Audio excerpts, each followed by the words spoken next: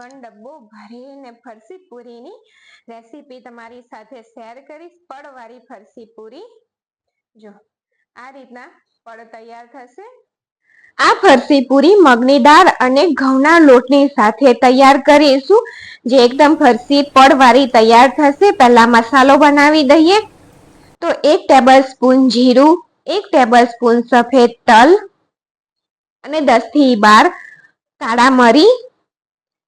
લો ગેસની ફ્લેમ ઉપર આ શેકી લેવાનું છે। તલ ચટકવા લાગે એટલે ગેસની ફ્લેમ બંધ કરી અને તેને ઠંડુ થવા દેવાનું છે। આ ચટકવા લાગ્યા છે, ગેસની ફ્લેમ બંધ કરી ઠંડુ થાય એટલે મિક્સર જારમાં તેને પલ્સ મોડ ઉપર તેને અધકચરો આ રીતનો પાવડર બનાવી અને તૈયાર કરવાનો છે।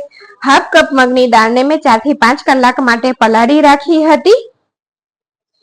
તેનું બધું પાણી કાઢી મિક્સર જારમાં મગની દાળને લઈ લેવાની અને તેની સાથે 1/4 કપ જેટલું પાણી એડ કરી અને તેનું સ્મૂધ બેટર તૈયાર કરી દેવાનું છે।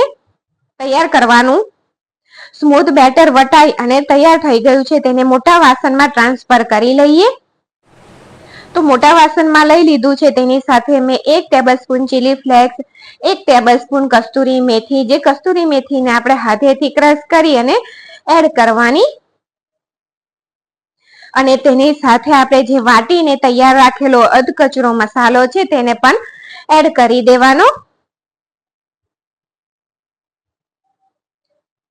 તેની સાથે અહીંયા મેં 1 કપ ઘઉંનો લોટ, 1 કપ મેદો, અહીંયા જો તમારે મેદો યુઝ ના કરવો હોય તો તમે એકલા ઘઉંના લોટથી પણ બનાવી શકો છો, સ્વાદ પ્રમાણે મીઠું, પણ થોડો મેદો એડ કરવાથી તેનો ફરસી પૂરીના પડ એકદમ સરસ રીતે ખુલીને તૈયાર થાય છે।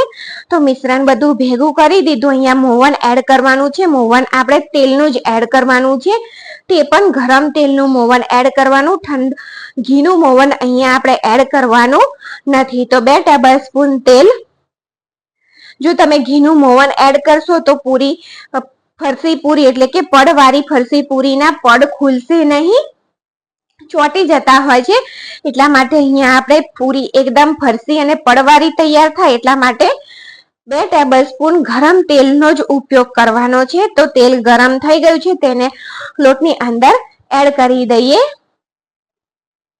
અને જો તમને વિડીયો ગમે, ફરસી પૂરી પડવાળી પૂરીનો વિડીયો ગમે તો ચેનલને લાઈક, શેર અને સબસ્ક્રાઇબ તમે જરૂરથી કરજો અને રક્ષાબંધન સ્પેશિયલ મેં મીઠાઈની રેસીપી પણ મૂકી છે, તો તમે તે પણ જોજો અને થોડું પાણી એડ કરી અને બિલકુલ કઠણ લોટ બાંધી અને તૈયાર કરવાનો છે। જો ઢીલો લોટ હશે તો પડ નહીં ખુલે, પાતળી રોટલી નહીં બનાય અને થોડું તેની ઉપર તેલ રેડી અને 1 મિનિટ જેવો આ લોટને સરસ રીતે મસળી દેવાનો, એટલે જ્યારે આપણે રોટલી બનીને તૈયાર કરીએ ને ત્યારે તે એકદમ પાતળી રોટલી બની તૈયાર થાય।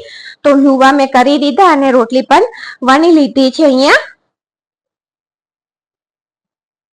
જો તમારી પાસે લાકડાની આડની હોય તો તેને તેલ લગાવી દેજો અને થિકનેસ મેં તમને બતાવી તો તેની ઉપર લગાવવા માટે સાટો બનાવવાનો છે। તો 2 ટેબલસ્પૂન ઘી લીધું, પૂરીને તૈયાર કરવા માટે આપણે સાટો બનાવવાનો છે। તો 2 ટેબલસ્પૂન તેલ અને તેની સાથે 1 ટેબલસ્પૂન ચોખાનો ઘીનો લોટ, બધી વસ્તુને સરસ રીતે આ મિક્સ કરી દેવાનો। તો સાટો બની તૈયાર। તો રોટલી લઈ લીધી છે ને તેની ઉપર સાટાને આ રીતે થોડો રેડી અને હાથથી બધી બાજુ એકદમ સરસ સ્પ્રેડ કરી દેવાનું, લગાવી લેવાનું।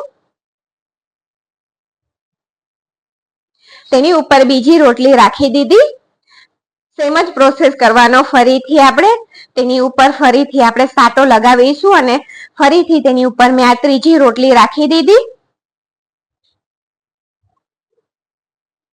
હવે તેને થોડી વણી લેવાની, એટલે 3 થાય એટલે થોડી આપણે તેને પાતળી કરી લેવાની છે અને વણવામાં તમારે બિલકુલ હલકા હાથથી વણવાનું છે, નહીતર પડ ચોટી જશે અને તેલમાં તરતી વખતે તે ખુલશે નહીં।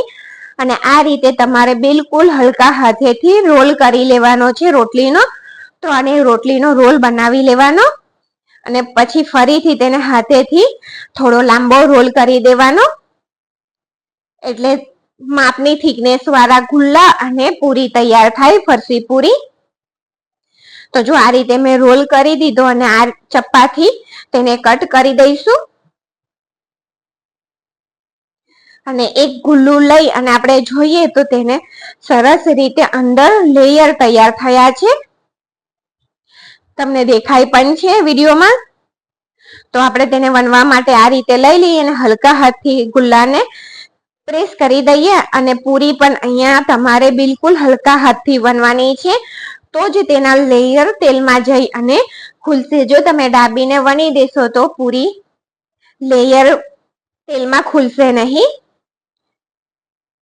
તો તે રીતે હું બધી જ પૂરીને તૈયાર કરી લઉં.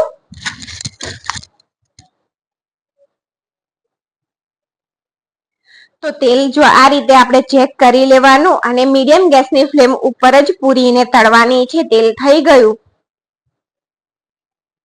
ને તેની અંદર પૂરી એડ કરી દઈએ. તેલમાં સમાય એટલે નાનું કર્યું છે તો 3 જ પૂરી આવશે, 3 થી 4. અને પહેલા તેને પલટાવાની ઉતાવળ નહીં કરવાની. આ રીતે તળાઈ અને ઉપર જ્યારે પૂરી આવી જાય ને ત્યારે આપણે તેને પલટાવવાની, જેથી તે નીચેથી એકદમ સરસ રીતે તળાઈ ગઈ હોય છે.